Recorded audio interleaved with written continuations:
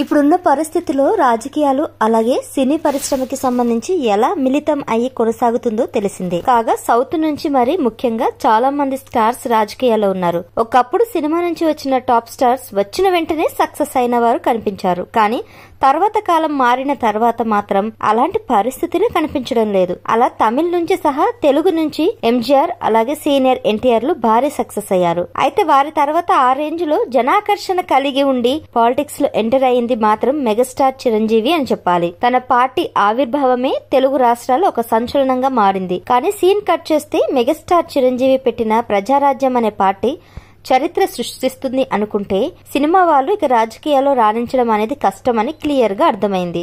దీంతో అక్కడ నుంచి చిరంజీవి సినిమాలకి దూరం కావడం, రాజకీయాల్లో కూడా విఫలమవడం అనేది ఒక పాఠంగా మారింది. అలాగే తర్వాత మళ్లీ రాజకీయాలకి దూరం అయ్యి సినిమాలో ఎంట్రీ ఇచ్చారు. ఆ తర్వాత కూడా మళ్లీ సినిమాలో సాలిడ్ ఎంట్రీ ఇచ్చినా గానీ ఫలితం లేదు. దీంతో చిరంజీవి మళ్లీ రాజకీయాల్లో ఎంట్రీ ఇవ్వనున్నట్లు తాజా సమాచారం.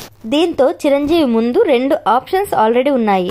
అందులో మెయిన్ గా తన తమ్ముడు పవన్ కళ్యాణ్ జనసేన పార్టీ ఉంది. కానీ చిరు మాత్రం అది కాకుండా భారతీయ జనతా పార్టీలో చేరే సూచనలు కనిపిస్తున్నాయట. కాగా రీసెంట్ గానే చిరంజీవికి భారతీయ జనతా పార్టీ నుంచి ఓ కీలక పదవి కూడా చిరంజీవికి ఆఫర్ ఉందని కూడా తెలుస్తుంది. ఇలా మొత్తానికి చిరంజీవి పొలిటికల్ రీ ఎంట్రీ కోసం మళ్లీ వార్తలు మొదలయ్యాయి. మరి ఇవి ఎంత మేర నిజమవుతాయి అనేది కాలమే నిర్ణయించాలి.